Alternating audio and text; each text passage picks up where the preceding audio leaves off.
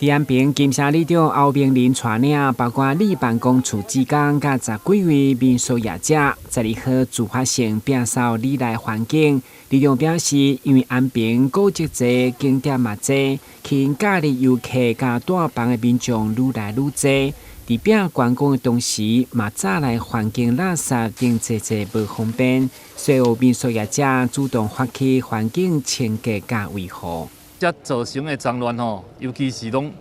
外来客、观光客，这民宿业者吼，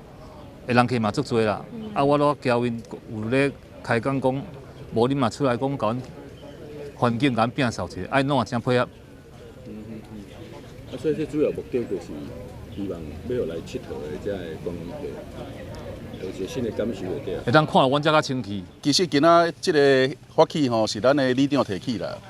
当然，咱金城里嘛是算伫因安平吼，安平民宿吼密集度较悬的一个里啦。当然，因为住房率悬，相对的人客就多嘛，多有当时也会造成一寡共厝边困扰到这一寡问题。当然，咱嘛是一直有透过这个民宿公约去约束咱的这人客。但是有当时人客伊可能出外佚佗，迄个心情会较无共款啦。所以讲，阮嘛是借重这个机会啦，嘛是算讲咱业者。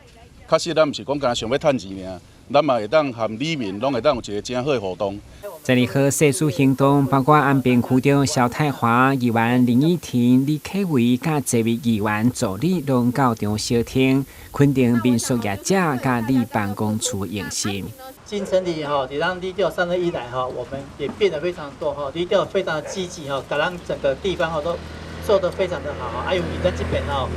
结合我们整个旅宿业相信咱交通是咱的大老板，咱头家感谢您的协助因为有您的帮忙可能未来我们安平区我们整个旅宿业会更加的兴盛这里只是第一步啦，像刚刚有说到我们这个民宿业者这一件